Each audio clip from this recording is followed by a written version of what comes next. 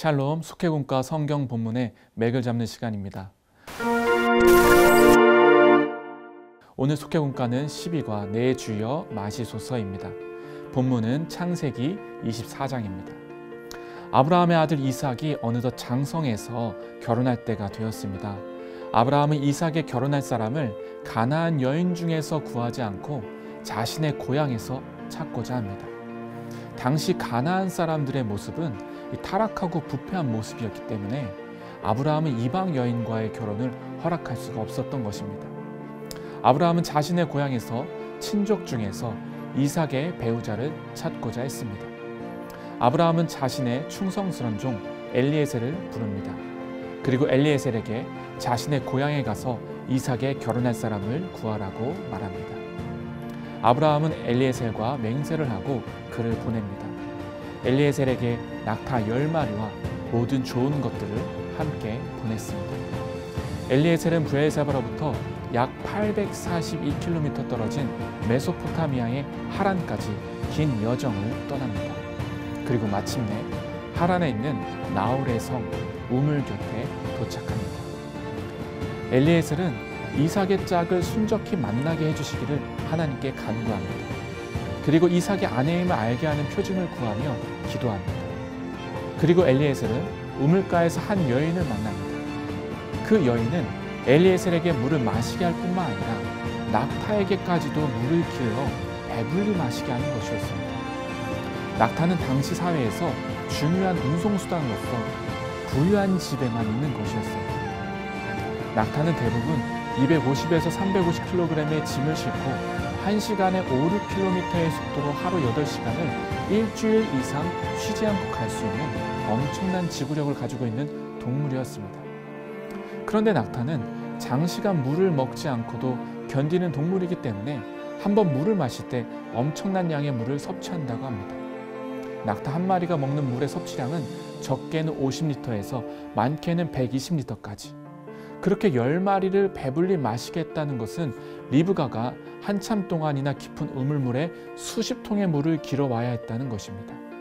그럼에도 리브가는 조금도 실증을 내지 않고 마치 자신의 낙타처럼 걱정하면서 적극적으로 돌보았던 것입니다. 이런 리브가의 섬김을 통해 그가 손님을 극진히 대접하는 착한 심성과 부지런함을 지녔다는 것을 엿볼 수가 있습니다. 엘리에셀은 이 모습을 보고서 바로 이 리브가가 기도의 응답이라는 것을 직감했습니다. 그리고 이삭의 짝이 될 수 있다는 것을 알게 되었습니다. 그리고 리브가가 아브라함과 친척지간인지를 알아보았습니다. 알아보니 리브가는 나홀의 아들 부드엘의 딸이라는 것입니다. 여러분 족보를 보시게 되면 아브라함의 아버지 데라에게는 세 아들이 있었습니다. 첫째가 아브라함, 그리고 나홀, 그리고 하란이었습니다. 그런데 막내 하란은 일찍 죽었습니다. 그래서 조카 롯을 아브라함이 데리고 가나안으로 같이 왔었던 것입니다. 여기서 둘째 아들 나홀이 있는데 이에게는 밀가라는 본처와 르우마라고 하는 첩이 있었습니다. 밀가의 자녀는 총 8명이었습니다. 그 중에서 8번째 아들이 부드엘이었던 것입니다. 부드엘은 하나님의 사람, 하나님께 속한 자라고 하는 뜻이었습니다. 그 부드엘의 딸이 리브가인 것입니다. 그러므로 아브라함에게는 먼 친척이었습니다. 부드엘에게는 라반이라고 하는 아들도 있었습니다. 나중에 야곱이 삼촌 라반의 집으로 도망가게 되고 그곳에서 라반의 딸들과 결혼하게 되는 것입니다. 이스라엘의 족보는 이렇게 하나님의 섭리 가운데 이루어지게 되었습니다. 자, 이제 본문 속으로 들어가서 그 의미를 더 살펴보도록 하겠습니다.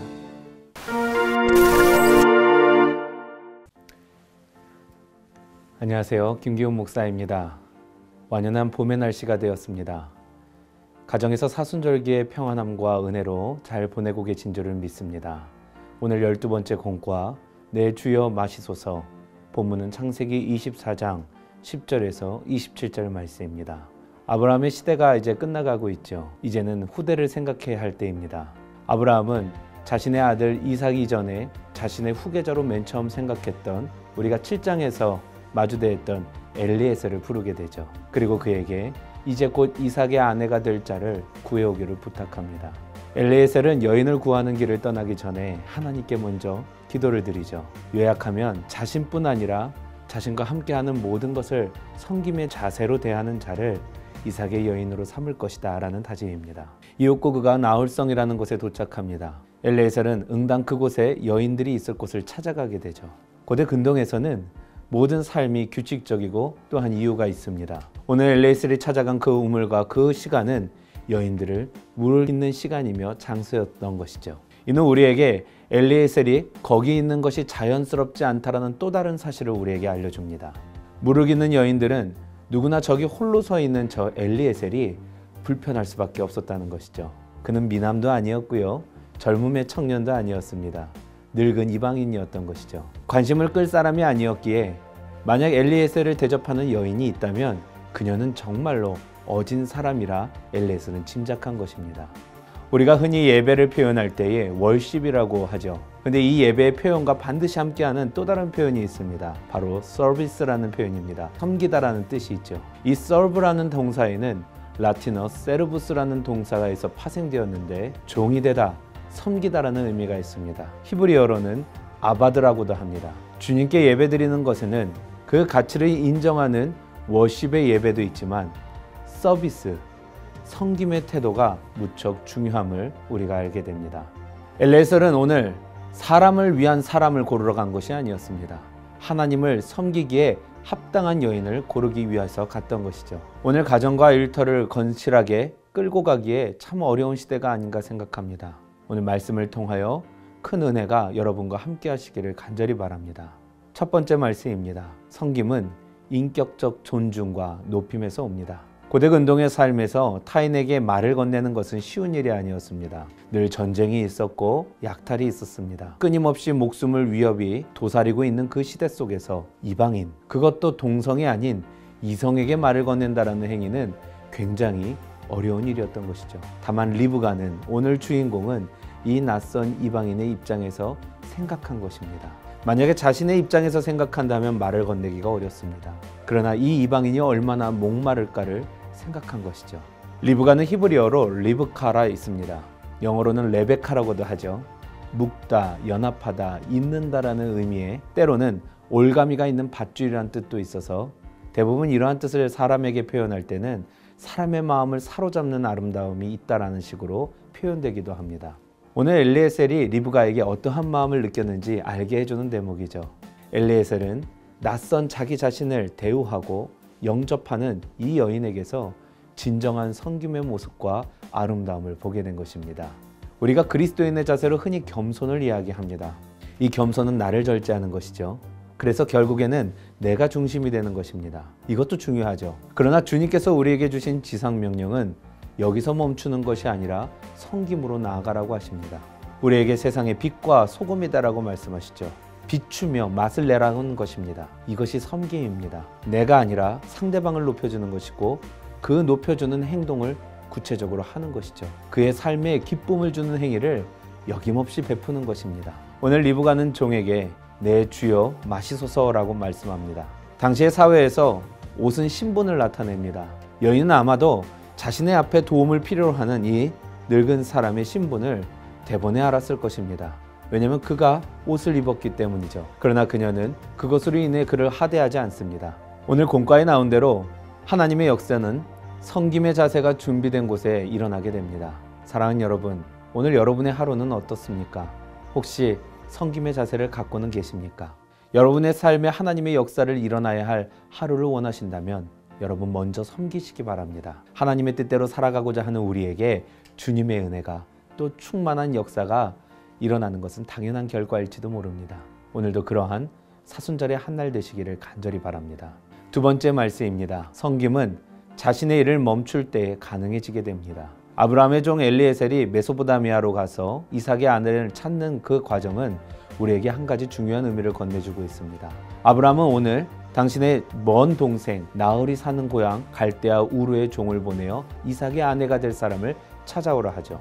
그 메소포타미아는 문명의 중심지였고 또한 우리가 잘 알듯이 아브라함의 아버지 데라가 그를 처음 데려온 갈대아 우르 땅에 속해져 있는 곳입니다.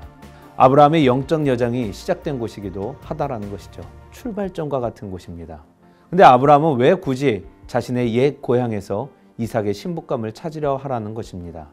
그곳의 여인이 더욱 아름답거나 현숙해서일까요? 네, 물론 아내 사라의 외모를 생각하면 그럴 수도 있다고 생각합니다. 그러나 더 중요한 것이 있습니다. 아브라함의 출발점은 메소포타미아가 아니라 늘 하나님께 있었다는 것이죠. 지난 우리가 살펴본 대로 아브라함이 아직 하나님을 채 알지 못할 때 그에게 임하신 하나님으로 인해 데라가 아브라함과 롯과 그의 일행들을 데리고 고향을 떠나게 됩니다. 아브라함에게 있어 출발점은 늘 하나님이었다는 것이죠. 데라와 그의 모든 가족들이 하던 생계와 모든 것을 버려두고 오직 떠나는 것에 힘을 쏟고 집중합니다. 그리고 거기서부터 아브라함이 되는 역사가 일어났던 것이죠. 오늘 리브가는 자신의 분명 일이 있었습니다. 여러분, 도시와는 달리 시골에 가보시면 남자와 여자의 분업이 굉장히 정교하게 또 정확하게 나누어지는 것을 보게 되실 것입니다. 왜냐하면 삶이 단순해지기 때문이죠. 리브가의 일은 단순했습니다. 그들이 쓸 물을 길러오는 것이었죠. 그러나 그녀는 나를 위해 물을 깃는 그 일을 멈추고 오직 저 사람 엘리에셀을 위한 물을 깃게 됩니다. 그리고 늘 성경에서 물을 깃는 것이 멈춰질 때에는 역사가 일어나죠. 오늘 이로 인해서 드디어 이삭의 아내가 정해집니다. 엘리에셀의 그 머나먼 여정의 종착점이 되는 것이죠. 현숙하고 아름답습니다. 더군다나 남을 섬길 줄 아는 아내의 모습이 우리 눈에 리브가를 통하여 그려지기 시작합니다. 그러나 이 일에는 먼저 엘리에셀의 섬김이 있었다는 것을 우리는 간과해서는 안 될 것입니다. 무엇보다 먼저 하나님을 찾으려 했던 그 엘리에셀을 자신이 맨 처음 하나님과 출발했던 그 출발점으로 보낸 아브라함의 섬김의 신앙 또한 기억해야 할 것입니다. 오늘 이 모든 섬김으로 인해 신앙과 자세로 인해 한 믿음의 가정이 이루어지게 됩니다. 교회와 같이 믿는 가정은 섬김 없이 이루어지지 않습니다. 오늘 여러분은 어떠하십니까? 섬기고 계십니까? 오늘 하나님뿐만 아니라 이웃과 세상을 섬김으로 하나님의 은혜로 채워지는 그 저와 여러분의 복된 삶이 되시기를 간절히 바랍니다. 마지막 말씀입니다. 섬김은 넘치도록 수고하는 것입니다. 진정한 섬김은요, 넘치도록 수고합니다. 자신을 생각하는 삶이 아니라 상대방을 한 번 더 먼저 생각해 보기 때문이죠. 그녀는 사람뿐 아니라 동물에게도 긍휼을 베풉니다. 당시의 우물들은 무척 깊었다고 합니다. 적어도 7m 아래의 깊은 우물들이었던 것이죠. 지금도 구약시대부터 내려워졌다고 하는 그 우물들을 보게 되면 그 깊이가 굉장한 것을 알 수 있게 됩니다. 또한 그렇기에 그녀의 하루의 일과가 될 정도로 중요한 일이기도 했었습니다. 그 가운데 자신의 일을 잠시 멈추죠. 그리고 엘리에셀을 챙깁니다. 중요한 것은 사람만 챙겨도 되는 상황인데 짐승까지 챙기게 되더라는 것입니다. 이것을 하나님의 닮은 성격의 마음이라고, 그 섬김의 마음이라고 오늘 교재는 우리에게 설명해 주고 있습니다. 본문을 보면 엘리에셀이 낙타 10마리를 데려왔죠. 그 낙타 한 마리는 한 번에 약 70리터에서 100리터까지의 물을 한 번에 마실 수 있다고 합니다. 그 작은 여인의 체구에 그 양동이로 수없이 길어야 가능했던 양이 아닐까 생각합니다. 그녀는 넘치도록 수고한 것이죠. 근데 바로 이 섬김의 자세가 예수님이 우리에게 보여주신 그 섬김의 자세, 그 모습이 아닌가 생각합니다. 주님께서 베드로의 집으로 쉬러 가셨을 때 일입니다. 그의 장모가 열병이 나자 고쳐주시죠. 그런데 그 치료의 소식을 듣고 사방에서 수없이 많은 이들이 나와 주님께 치료를 구합니다. 결국 주님은 밤새도록 그들을 고쳐주시는 것입니다. 그냥 수고하신 것이 아니라 넘치도록 수고하신 것이죠. 이를 일일이 치료해 주십니다. 또한 우리에게는 십자가 대속의 은혜로도 모자라서 보혜사를 보내주셨습니다. 성령을 우리에게 함께 하신 것이죠. 사랑하는 여러분, 주님은 언제나 필요한 만큼만 주시지 않습니다. 후에 누르고 넘치도록 우리에게 베풀어 주십니다. 우리를 위해 죽기까지 수고하신 예수 그리스도의 모습이 바로 그 섬김의 자세의 본이 되셨습니다. 상대방의 필요를 더 깊이 들여다보고 더 섬기는 삶, 오늘 사순절기를 지내는 우리들의 삶이 되어야 하지 않나 생각해 봅니다. 오늘 이 섬김의 자세가 믿음의 계보를 잇게 했습니다. 또한 우리 가운데도 이 동일한 역사가 이루어지기를 간절히 바랍니다. 섬김의 자세와 신앙으로 하나님께 큰 축복받는 저와 여러분의 한 인생 되시기를, 이 사순절기가 되시기를 주의 이름으로 간절히 축원합니다. 이제 공과 내용 마쳤고요. 우리 함께 삶의 적용으로 넘어가 보겠습니다. 네, 오늘 말씀 잘 들으셨나요? 네, 어떤 상황에서나 오늘 광림의 모든 성도 여러분들 섬김에 있어서는 1등을 하시길 바랍니다. 성경은 섬기는 자가 받게 되는 복과 은혜를 분명히 말씀하고 있습니다. 오늘 바로 리브가가 섬김의 바른 모습을 보여주고 있죠. 상대방의 인격을 존중해주고 또 자신이 손해를 보면서도 상대방을 위해서 수고를 아끼지 않는 그 모습, 바로 이런 모습이 여러분들에게 있기를 바랍니다. 섬김이 어렵죠. 그러나 작은 섬김이라도 이번 한 주간 실천해 보시길 바랍니다. 어려운 일이 닥쳐왔을 때, 그 누구도 하기 싫은 일을 만나게 되었을 때, 그 누구도 하지 않는 그 일을 여러분이 먼저 섬기는 마음으로 해보시길 바라요. 할 수 있는 일을 찾아내 묵묵히 감당하는 사람들도 있습니다. 그런 사람들이야말로 진정으로 거듭난 사람이고 또 진정한 그리스도인이라고 할 수가 있을 겁니다. 허먼 멜빌이라는 사람이 유명한 모비딕의 소설의 이야기에 나오는 가운데 이슈마일이라는 사람이 등장해요. 이 이슈마일이 망망한 바다를 바라보며 이렇게 말합니다. 배에 오르면 난 결코 시중받는 손님이나 선장은 되지 않을 거야. 나는 오직 수고하는 선원으로만 남을 거야. 오늘 여러분의 인생에서 이끄는 선장이 되기를 원하세요? 아니면 먼저 섬기는 선원이 되기를 원하십니까? 현대 리더십의 기초가 된 리더십의 모델이 있습니다. 바로 그것은 섬김의 리더십입니다. 섬기는 리더십은 미국의 로버트 그린리프에 의해서 처음 정립된 리더십의 모델입니다. 이 그린리프는 다음과 같은 말을 해요. 이 나라에는 문제가 있습니다. 점점 큰 기관, 기업, 정부, 노동조합, 교회, 대학과 같은 기관들이 이 나라를 지배하고 있는데 이처럼 비대해진 기관들이 우리를 저대로 섬기지 않는다는 점입니다. 그래서 이 그린리프라는 사람이 누구라도 어떤 집단에서 많은 사람들을 리드하려고 한다면 먼저 그들을 위해서 섬김을 먼저 해야 한다고 이 사람은 말을 해요. 진정한 지도력이라고 하는 것은 어떤 강력한 카리스마나 지식이나 지혜에서 나오는 것이 아니라 사랑과 섬김에서 나오는 것이라는 겁니다. 물론 하지만 우리가 무조건 섬긴다고 해서 그것이 다 좋은 결과로 이어지지는 않아요. 이 섬김에는 사랑과 기쁨이 넘쳐나야 합니다.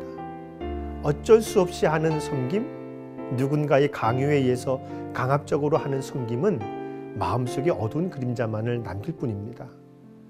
스스로 섬김을 선택하고 섬김을 기쁘게 여기고 즐거워한다면 마음에 더 큰 기쁨과 사랑의 마음이 샘솟듯 터져나오게 될 것입니다. 오늘 여러분들의 모습을 한번 돌아보시기를 바라요. 나에게 정말 사랑이 있는가? 그 예수님의 넘치는 사랑을 내 마음속에 품고 있는가? 내 안에 사랑의 마음이 충만하게 일어나고 있는가? 나는 직분을 가졌기 때문에, 나는 중요한 일을 하는 사람이기 때문에 내 자신이 특별한 존재라는 사실을 인식시키기 위해서 섬기려고 하기보다는 오히려 대접받으려는 마음이 있나요? 이런 모습이 있다면 우리가 회개해야 해요. 섬김을 받으려 하기보다 먼저 섬기는 자가 되시길 바랍니다. 섬겨야 한다는 부담감을 가지고 억지스러운 마음으로 섬기려 하지 마세요. 가짜 섬김은요, 위선이 될 수가 있고 그 위선은 교만이 될 수 있기 때문에 그렇습니다. 먼저 여러분에게 다른 사람을 사랑하는 마음이 충만해져야 합니다. 여러분에게 사랑이 메마르게 되면 상대방에게 나눠줄 사랑이 없어요. 진정한 섬김은 넘치는 사랑이 있어야 가능한 것입니다. 그 넘치는 사랑을 어디에서 경험할 수 있겠어요? 예수님을 통해서 경험할 수 있습니다. 그리고 예수님이 지신 십자가를 통해서 그 넘치는 사랑을 깨닫게 될 것이에요. 십자가 아래서 옛 자아가 죽어진 그곳에서 넘치는 사랑과 긍휼의 마음이 샘솟듯 솟아나게 될 것입니다. 저는 우리 광림의 성도님들께서 사랑하는 데 1등, 섬기는 데 1등이 되기를 바랍니다. 섬기고 사랑하는 착한 일을 하는 우리 광림교회의 모든 성도들, 하나님께서는 더 큰 은혜와 큰 기쁨으로 여러분에게 복을 내려주실 것입니다.